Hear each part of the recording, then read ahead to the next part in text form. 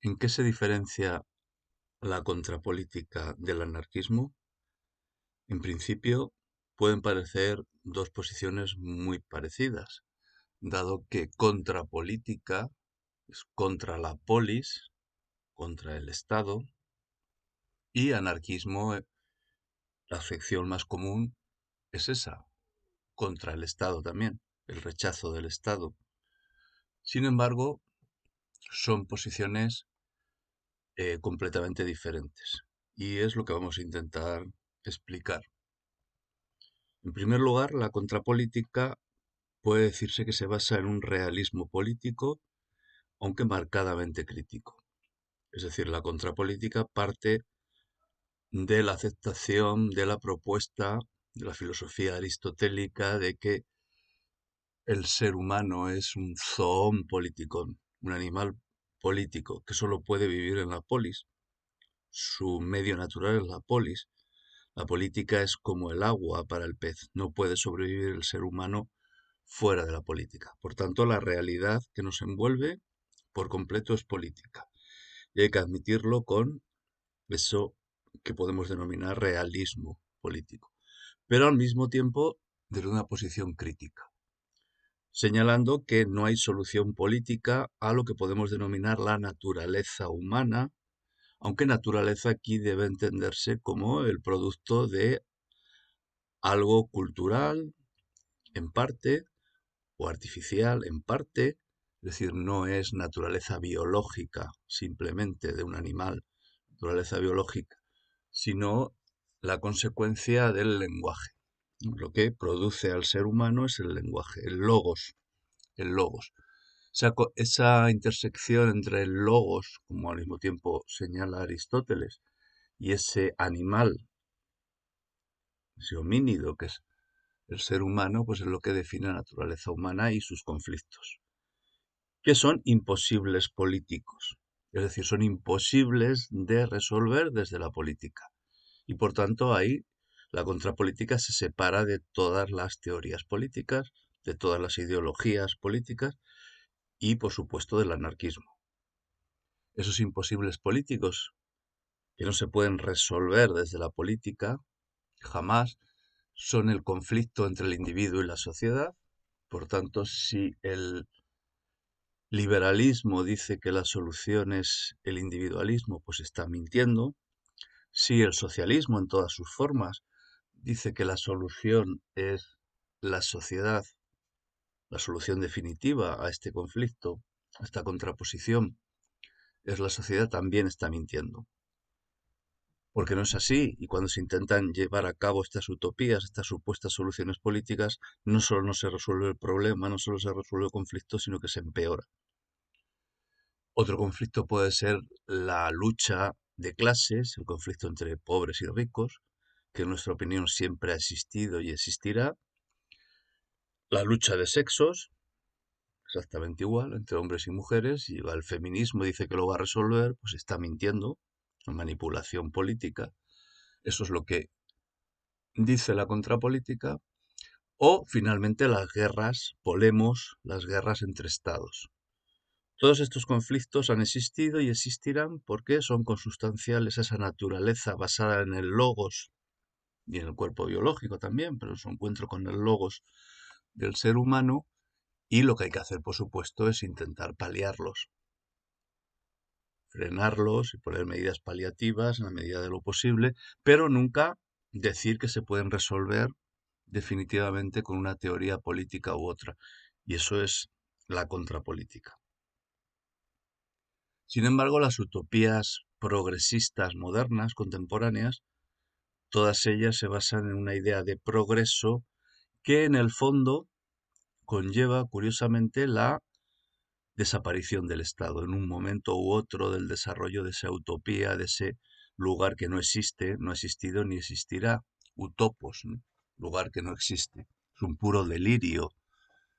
Desde la contrapolítica, las utopías políticas se ven como delirios completamente imaginarios, y cuya característica, quizás la utopía progresista moderna, contemporánea más característica, es el comunismo, donde en su teoría de las fases, ¿no? Está la fase capitalista, la fase socialista y la fase superior del socialismo, que es el comunismo, aunque Marx nunca lo define ni da mayores detalles, pero se supone que ahí el Estado ya es innecesario, ha desaparecido el Estado. Por tanto, todo comunismo, el comunismo marxista, es anarquismo postergado, a diferencia del comunismo libertario de Bakunin, por ejemplo, que ya parte de la desaparición del Estado. Por tanto, la desaparición del Estado no es la meta, no es la llegada, sino que es una cuestión previa. Tanto el comunismo libertario como el comunismo marxista o marxista-leninista son finalmente anarquistas, en tanto que propugnan la desaparición del Estado. Curiosamente, para la contrapolítica, el Estado ha existido siempre, es algo consustancial al ser humano. No hay ser humano sin Estado, sin polis, y aquí tenemos una idea amplia de Estado, es decir, Estado es todo grupo social organizado políticamente. Puede ser desde una tribu nómada a las polis griegas, al Leviatán del Renacimiento, a los estados basados en estados-naciones o en la nación-estado contemporánea. No puede haber grupo humano, no puede haber ser humano sin una polis, sin una organización política, sin un grupo social políticamente organizado. Por tanto, la contrapolítica se separa de todo tipo de anarquismo. Sitúese este anarquismo al principio o al final del proceso. Quizás este rechazo del Estado, de la polis, contra todo realismo político, el Estado siempre ha existido y siempre existirá, tenga que ver con lo que Sigmund Freud, y una referencia fundamental de la contrapolítica es el psicoanálisis freudiano y lacaniano, lo que Sigmund Freud en su obra de 1930, que se ha traducido como malestar en la civilización o malestar en la cultura, señalaba. La naturaleza humana, ese producto del logos en su encuentro con un cuerpo biológico que configura la naturaleza humana, produce un ser pulsional que vive en un tremendo malestar, el ser civilizado a la fuerza, el ser sometido a la ley, el ser sometido a eso que Freud llamaba la represión, la represión. Y el Estado no es sino la materialización de la ley, de la civilización. Civilización viene de civitas, de ciudad, de polis, de Estado.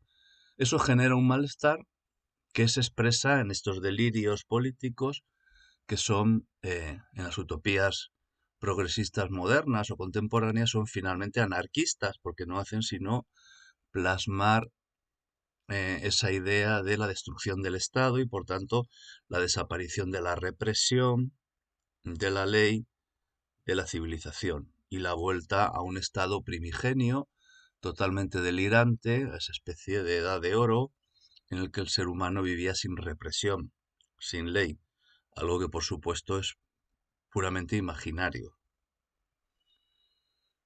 Pues bien, en realidad, anarquía etimológicamente quiere decir ausencia de gobierno, ausencia de jerarquía, y eso en el fondo es lo que es el anarquismo, ya dejando de lado el anarquismo intrínseco al comunismo y al socialismo y a toda la izquierda y a todo eso que se llama el progresismo, que en el fondo es anarquista, pero lo que propiamente se llama anarquismo es un rechazo de la jerarquía, que en el fondo tiene que ver, volviendo al psicoanálisis, con el rechazo del padre, con el rechazo de la figura paterna. No ya a un nivel individual o familiar, sino a un nivel social, por supuesto. Lo que se rechaza en el anarquismo es la jerarquía. Y se rechaza el gobierno, no el Estado, y esta sería una precisión teórica importante. Propugnando un grupo social, por supuesto se mantiene la idea de grupo social o comunidad, pero comunidad horizontal, no vertical, sin ningún tipo de jerarquía. Una comunidad horizontal en el que todos sus miembros son iguales, o bien en otras ideologías anarquistas, un poco más realistas, digamos, hay desigualdades, pero esas desigualdades se se establecen en una relación de comunidad con relaciones de intercambio y mutuo beneficio que hace que se compensen, ¿no? Se compensen esas desigualdades, digamos, naturales, entre comillas. Es decir, relaciones que no son de poder y por tanto no son políticas, no están basadas en la civitas, en la civilización, en la polis. Sin embargo, la idea de Estado que tiene la contrapolítica se basa, como tantas otras, en el materialismo filosófico de Gustavo Bueno, aunque bueno, también desde una posición crítica y adaptando la idea a la teoría del Estado del materialismo filosófico. Pero vamos, en resumen, resumiendo mucho, el Estado sería una estructura, la estructura del Estado, situada entre la superestructura ideológica y la infraestructura económica. Esa estructura tendría dos vectores.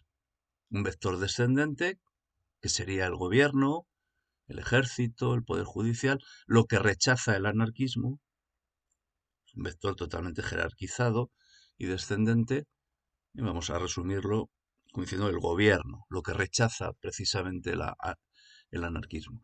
Y un vector ascendente que sería, también dicho de manera muy resumida, la sociedad civil. Pero el Estado tiene estos dos componentes, tanto el vector descendente como el vector ascendente, para la contrapolítica, insisto. Sin embargo, en el anarquismo se daría esa idea delirante de una comunidad social no política y, por tanto, eh, una comunidad horizontal donde solo existiría ese vector horizontal de iguales o cuasi iguales, ¿no? Que serían individuos autogestionados. ¿Y cuál sería el mecanismo de autogestión interna en estos individuos sin padre, hermanos, fraternales, ¿no? Fraternales, solidarios, fraternos, esta comunidad fraterna, que en el fondo es un delirio de hermanos, ¿no? Que rechazan al padre?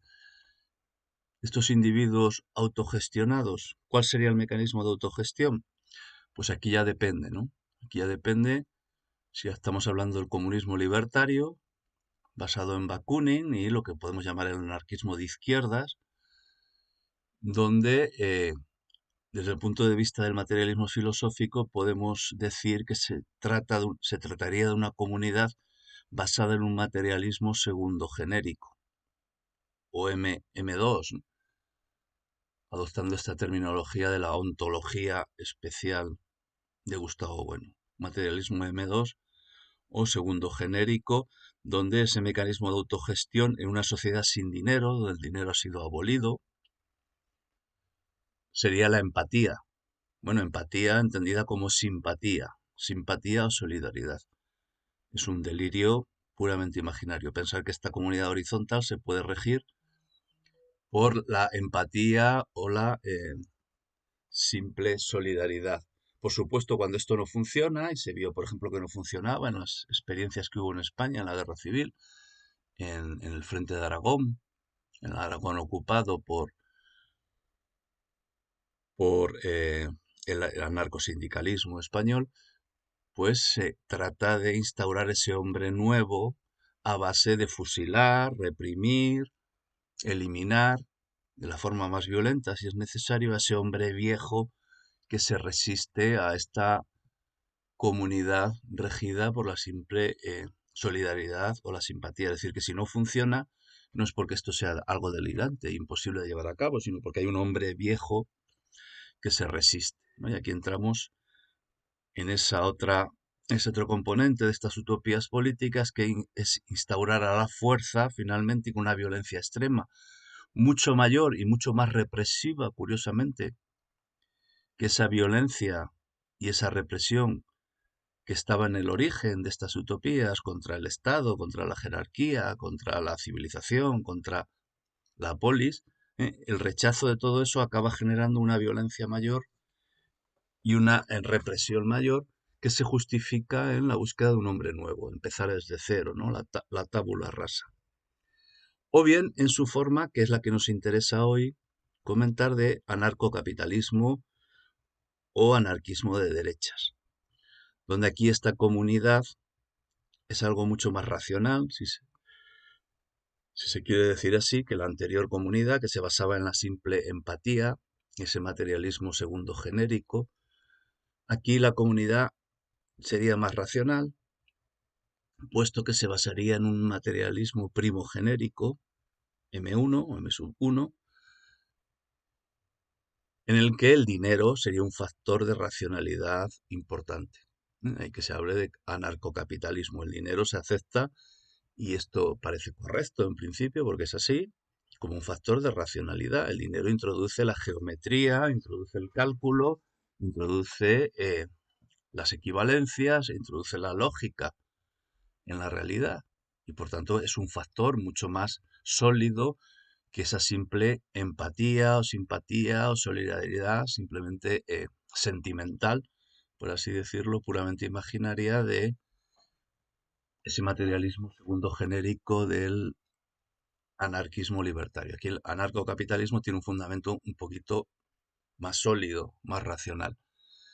Y la mano invisible que haría que funcionara esa comunidad sin jerarquías, sin vector descendente, sin organización política, por tanto, impuesta a través de una jerarquía, sería el libre comercio, ¿no? El libre comercio, el libre intercambio, el ser humano encontraría en el libre comercio, en el intercambio racional, a través del dinero, de ese poderoso caballero que es don dinero, el mecanismo de ajuste de esta comunidad horizontal. Finalmente es una idea también, en nuestra opinión, delirante. Bueno, pues esta es la idea que vamos a intentar criticar desde la contrapolítica, como una posición de realismo político crítico que no solo no quiere acabar con el Estado, sino que lo da por hecho. El Estado es algo que está ahí y siempre estará. Ahora, hay que eh, frenarlo, contenerlo y evitar que el Estado se imponga como algo totalitario. Pero eso no quiere decir que se pueda acabar con él. Frente a esa idea del anarcocapitalismo que quiere acabar con las jerarquías, con el poder político y demás. O de ideas asociadas al anarcocapitalismo, como pueden ser el liberalismo, porque en el fondo el anarcocapitalismo es una forma de liberalismo, es un movimiento liberal, un liberalismo marcadamente libertario, pero marcadamente también económico, del lado de esas teorías económicas o economicistas como la escuela austríaca, y que caen en esa utopía de intentar resolver el conflicto, ese conflicto imposible, ese imposible político de individuo-sociedad del lado del individuo, ¿no? Si se reivindica al individuo, al individualismo, frente al socialismo, a la sociedad, pues se solucionará el problema. Esto es una mentira, y además una mentira peligrosa si alguien se la cree e intenta llevarla a la práctica, porque es un conflicto, insisto, imposible de resolver políticamente. Y finalmente, asociada a todas estas ideas, estaría algo que nos interesa especialmente, que sería un paleoconservadurismo que se basa en un historicismo reaccionario, claramente reaccionario, contra la Revolución Francesa. Se sitúa antes de la Revolución Francesa, en el antiguo régimen y sobre todo en la Edad Media, un historicismo delirante, ¿no? Tiene una idea de la Edad Media absolutamente imaginaria, pero que es una ideología antimoderna que podemos calificar como medievalista, en tanto en cuanto frente a esta modernidad contemporánea fruto de la Revolución Francesa y de todos los movimientos progresistas posteriores, basados en esa idea de progreso, se basa en una idea organizada en grupos pequeños, en pequeños estados, anterior a supuestamente a esta Revolución Francesa y a la instauración de la modernidad contemporánea, por tanto en una ideología medievalista. Todo este conjunto de ideas o de ideologías conformarían una nematología, entendida como nebulosa de ideologías, o también lo podemos definir a nematología, que es otro término que tomamos del materialismo filosófico, como un conjunto de ideologemas que se estructuran, eso sí, al servicio, o bien pueden estructurarse, no quiere decir que la nematología se haya consolidado o haya fraguado con este fin, sino que pueden estructurarse al servicio de instituciones, pueden tener, por tanto, una finalidad pragmática, práctica, tanto a nivel personal, instituciones personales. Una nematología puede servir pues, para la carrera política, profesional de ciertas personas, a nivel social, ciertos grupos sociales pueden basarse en estas nematologías para promocionarse y tener una serie de ventajas, o bien, por supuesto, para instituciones políticas, como son los partidos políticos y demás. Cuidado, instituciones políticas que no tienen por qué ser gobernantes, no tienen por qué ser del vector descendente. Pueden ser también instituciones políticas pertenecientes al vector ascendente del Estado, como hemos dicho antes.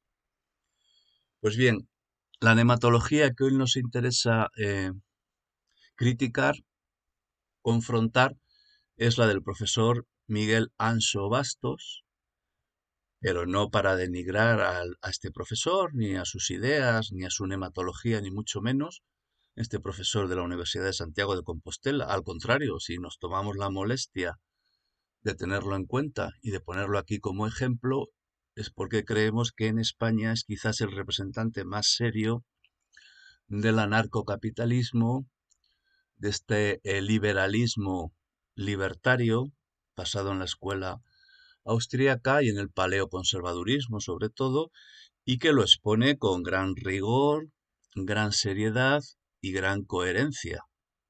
Y por tanto nos tomamos la molestia de tomarlo como referente y de intentar combatirlo. Lo tomamos en serio. Esta nematología que configura este conjunto de ideologemas que defiende el profesor Anso Basto, pues están al servicio de instituciones o pueden estarlo. En primer lugar, a nivel personal. Es curioso que el profesor Anso Basto no sea un empresario que arriesgue su dinero en el mercado, en la confrontación de mercado libre, sino que es un funcionario del Estado. Es un funcionario del Estado, profesor de una universidad pública, y esto no deja de ser tremendamente curioso. Y este tipo de nematologías funcionan muy bien en instituciones absolutamente ligadas al Estado, ¿no? Su vector ascendente, incluso en parte al vector descendente. Además, está al servicio de un nacionalismo secesionista gallego, un nacionalismo etnolingüístico, disolvente, y esta sería la peor parte, ¿no?, de la nematología que defiende el profesor Miguel Anso Basto, porque es disolvente, es distáxico para el Estado español, para la nación política que es España, y eso lo hace especialmente digno de ser combatido. Reivindicar los pequeños estados, los pequeños grupos sociales, en el fondo es disolvente para una nación política como puede ser España. Y finalmente, y derivado de esto, es beneficioso para el colonialismo angloliberal, una forma de imperialismo, pero que habría que denominar quizás con más precisión como colonialismo, en todo lo que podemos llamar el grupo AUKUS, ¿no?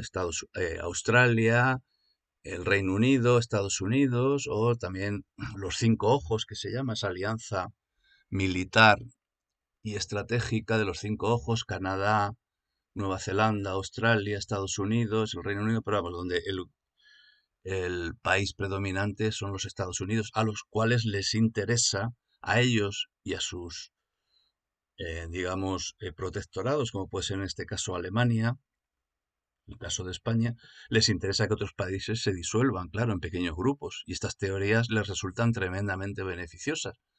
Ellos, como naciones fuertes, basadas en la hegemonía actual de su plataforma geopolítica, se pueden defender de este tipo de nematologías, pero otras naciones que están en proceso de fragmentación, como es el caso obvio de España, o como ocurrió, por ejemplo, en Yugoslavia, en otras partes de Europa, pues son naciones en procesos de fragmentación por cuestiones geoestratégicas y cuestiones históricas, donde estas nematologías tiene una acción claramente disolvente, justificativa de los procesos de disolución, de fragmentación y de secesionismo, y eso, por tanto, beneficia enormemente al colonialismo angloliberal. Todo esto, por supuesto, hay que combatirlo, y es uno de los motivos de que hoy intentemos aquí combatirlo, ¿no? Ahora bien, si nos tomamos la molestia de argumentar, contra este anarcocapitalismo del profesor Anso Basto, es porque vemos en él no solo un mero delirio o un mero instrumento al servicio de instituciones políticas y demás. Esto no nos interesaría demasiado, no vemos solo una construcción aquí propagandística, sino que las teorías del profesor Anso Basto tienen un componente filosófico evidente, por tanto son interesantes, y hay que pensarlas y hay que contraargumentarlas, y él las expone con un rigor metodológico que hace que en el fondo tengan un fulcro de verdad. Ese fulcro de verdad hace, bueno, pues que algo haya de interesante en ellas, ¿no? Por ejemplo, la defensa del individuo, más allá de este delirio de que es la solución, ¿no?, del conflicto individuo-sociedad, pues pone freno a los delirios contrarios, a los delirios socialistas, totalitarios, que intentan anular por completo a la persona, al ser humano en tanto que persona y en tanto lo que tiene también de individuo y la libertad individual. Entonces hay cuestiones que son tremendamente interesantes y que son rescatables, ¿no? Vamos a oír algunos fragmentos al propio profesor Anso Basto y luego comentarlos. Es en el sentido de que el Estado nace en la guerra, el Estado crece en la guerra y el Estado está diseñado, orientado básicamente para la guerra. Es su origen. Entonces, normalmente la salud, y cuanto más... A ver, necesita la guerra para legitimarse. Incluso que no hay la guerra física, fíjense, guerra contra las drogas, guerra contra la pobreza, guerra, siempre se usa guerra contra el maltrato, guerra, no es decir, vamos a luchar o vamos a hacer luchar, se usa metáforas bélicas, vamos a hacer una política que mejore la situación de las mujeres, no, vamos a luchar, vamos a pelear, vamos a hacer una guerra, porque es la salud, es como necesita organizarse, y supuestamente el Estado es el mejor capacitado para luchar. Y en el propio lenguaje está eso. Pues claro que la salud. Es tremendamente interesante porque en este anarcocapitalismo contra el Estado surge el problema de la guerra. Un problema especialmente relevante siempre, pero más actualmente, en el momento en el que hacemos este vídeo. Y esa frase que dice el profesor Anso Bastos es muy interesante. El Estado nace con la guerra. ¿Es verdad? ¿Es verdad? ¿Eh? Suscribimos esta frase. El Estado nace con la guerra, por supuesto. Pero fijémonos en que no se dice la guerra nace con el Estado. Es decir, la guerra no es un producto del Estado, porque entonces esto sí que justificaría, si esto fuera verdad, que la guerra nace con el Estado, esto justificaría el anarquismo, en este caso el anarquismo-capitalismo. Es decir, si suprimimos el Estado, tal y como pretenden los anarquistas, si suprimimos el Estado, suprimimos la guerra. ¿Por qué? La guerra es una consecuencia del Estado. No. En lo que dice aquí el profesor Anso Basto es justo lo contrario, y que es cierto y que compartimos, el Estado nace con la guerra. Ahora bien, si esto plantea el problema del origen de la guerra, ¿cuál es el problema del origen de la guerra? Que la guerra tiene que ver con esa naturaleza humana pulsional a la que me refería antes, ser humano, en tanto que el cuerpo biológico que se encuentra con el logos, con el lenguaje, es pulsional, como dijo Freud.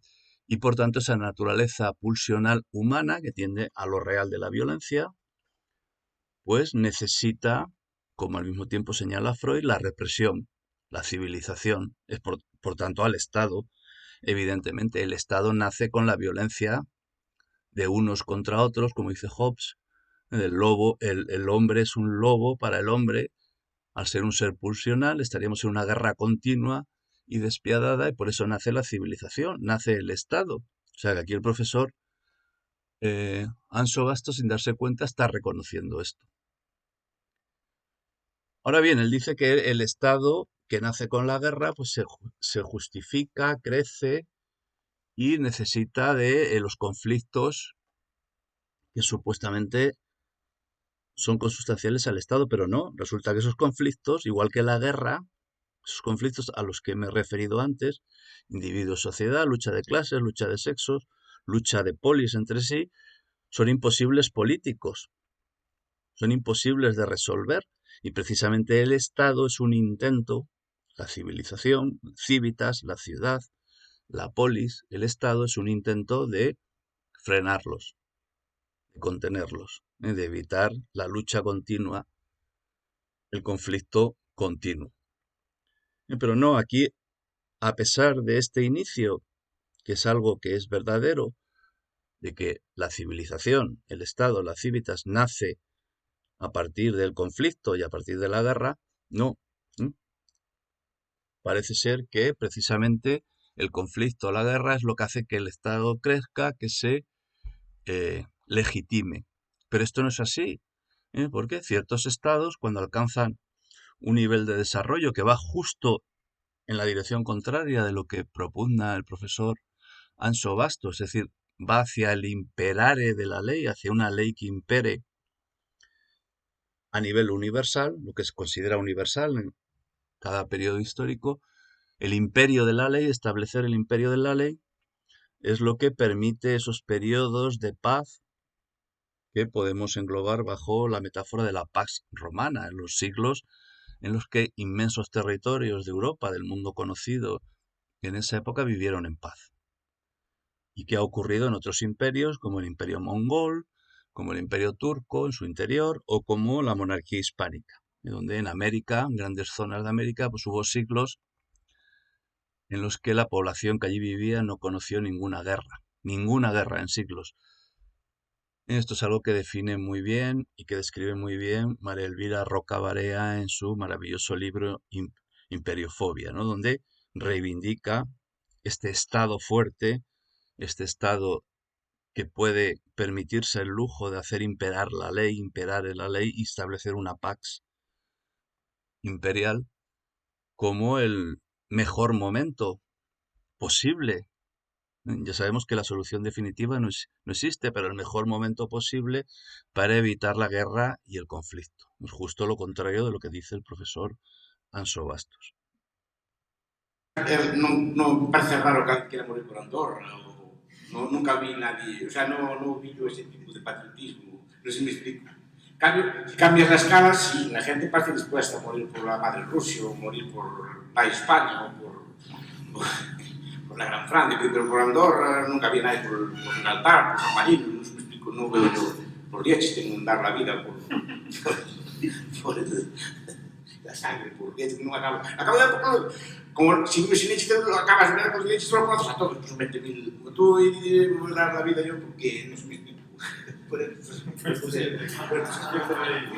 claro, cambio, si lo idea, pues las nuestras que por la escala no tiene sentido, claro. Cuando había muchos estados en Europa, llegó a haber cientos en la Edad Media, había guerras frecuentes, pero la escala de la guerra es muy pequeña. Los historiadores, no recuerdo cuando leí una cosa de esto, decían, bueno, en una guerra frecuente pues eran 10 muertos, 15 muertos, 20 muertos, o una pelea, pero es que solo en la batalla del Sol murieron 1.500.000 personas. En una mañana en el Camino de las Damas, 50.000 jóvenes británicos perdieron su vida, más que muchas guerras de muchos años en aquellos siglos, por enemigos que no conocían, en nombre de una estación. La flor de la juventud británica, además, murieron varios poetas ese día murieron todos los reclutados de Oxford y de Cambridge que fueron allí, murieron bastantes poetas, y todos fue un día así, muy triste en el Camino de las Damas, le llaman así. Entonces, y murieron por gente que no conocían de nada, que no les había hecho nada, y murieron de una forma cruelísima, en medio de gases, bombas y cosas por el estilo, por una cosa así, porque el mundo. surge una cosa así de esta, ¿no? Entonces, digo, la escala cambia. Los muertos antes sí que lo sabía, ¿no? Nadie dice que el ser humano pierda belicosidad por estar más pequeño, porque eso creo que no afectaría. Pero sí que afecta a la escala. Y cuanto más pequeña en una monarquía, no habría guerra. Habría peleas como en las fiestas, como en las fiestas de la Lima, en las fiestas de Carvalho, o como el otro día ayer, una verbena en que peleaban los de la Orquesta de París contra los de la Panorama. Hubo dos heridos. Sí, que había bandas 50 contra 50, fue una pelea así muy, la prensa gallega estos días, fue una pelea muy tumultuosa, pero no pasaría de ahí, en una anarquía no pasaría de ahí, porque ¿quién iría? Sí, no se eliminaría la violencia, esto lo tengo claro, pues, creo que es algo más bien del ser humano, pero sí que se eliminaría las peleas, porque eran peleas con poca capacidad de daño. Por ejemplo, Goethe, cuando era ministro de policía de Weimar, tenía 100 soldados. Era su tropa, 100 soldados, vale, son 100 soldados, pero poco daño pueden hacer 100 soldados. Y a lo mejor alborotar una fiesta o no, romper un gallinero, romper una cosa, pero poco daño pueden hacer de verdad, o sea, no pueden arrasar a flor de una juventud entera del país en una mañana. En ese aspecto sí que es relevante la escala, sí que es relevante el tamaño, creo que sí. Bueno, la falacia de la escala, que es un argumento bastante bien construido, por cierto, y explicado con esa gracia que caracteriza indudable al profesor Miguel Ansobasto. Es curioso que un anarquista requiera,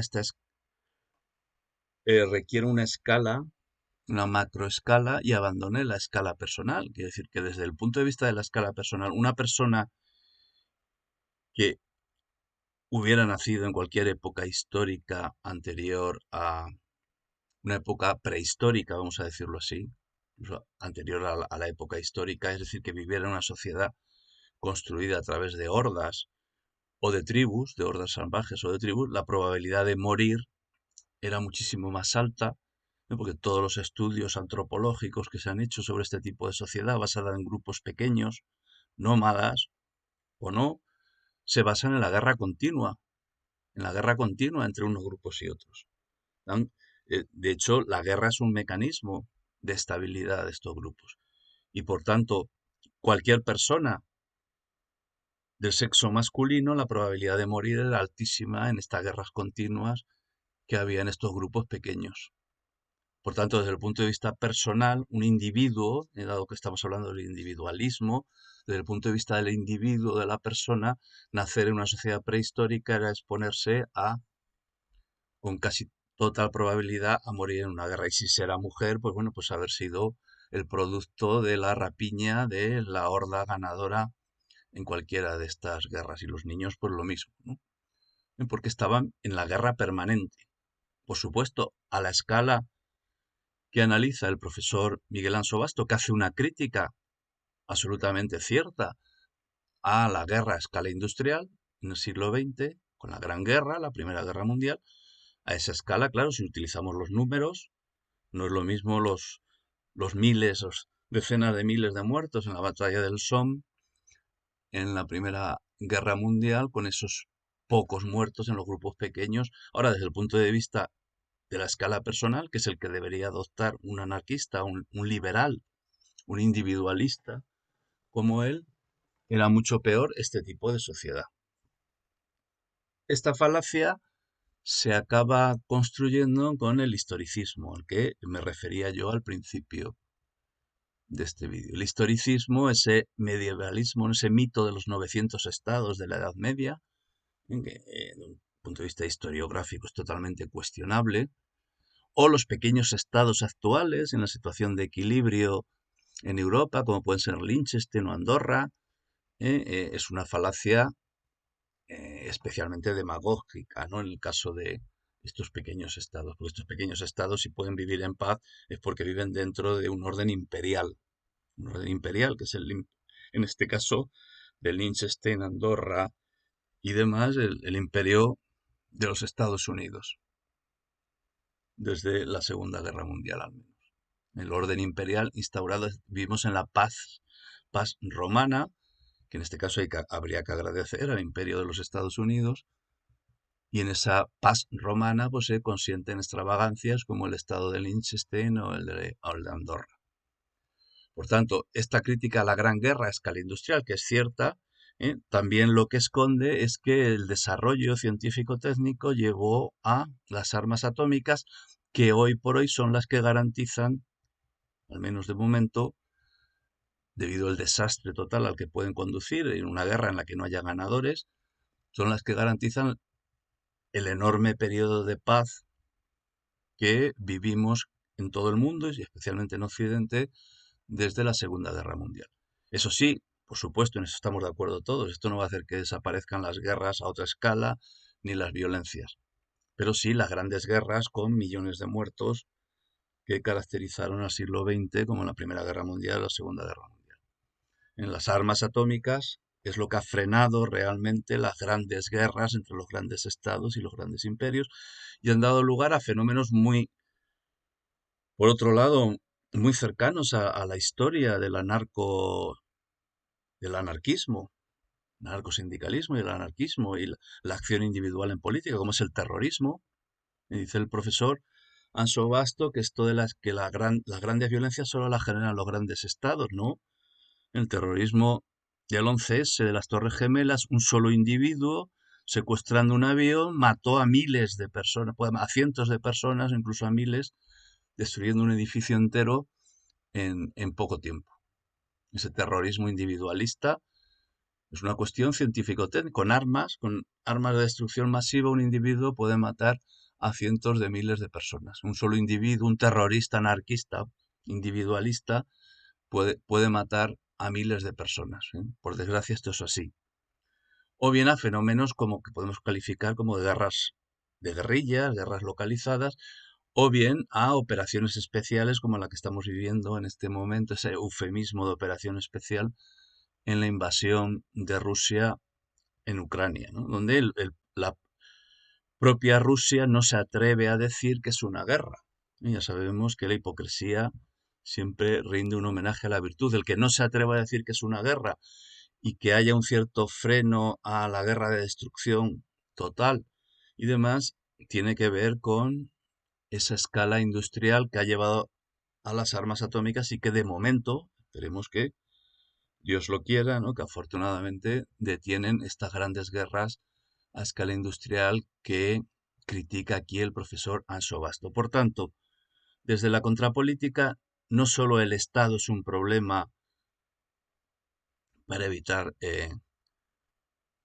las peores guerras, que es la guerra total, ¿no? La guerra optimista, que decía Clausewitz, que es lo que hay que evitar, aunque tenga ese equívoco adjetivo de optimista que le dio este militarista prusiano que fue Clausewitz. El Estado, que es algo inevitable, la civilización, a pesar de que hay que contenerlo, y la contrapolítica, en su propio nombre, quiere decir eso, hay que frenar, hay que poner límites al totalitarismo del Estado y de la política, a pesar de este freno que hay que ponerle, hay que admitir que es inevitable que exista el Estado y lo que hay que hacer es que sea lo más prudente, lo más distáxico en sus manifestaciones de Estados, naciones y demás, y conseguir, por tanto, frenar o limitar lo que hasta cierto punto es inevitable y que la demagogia o los sofismas de estas utopías políticas no hacen sino empeorar.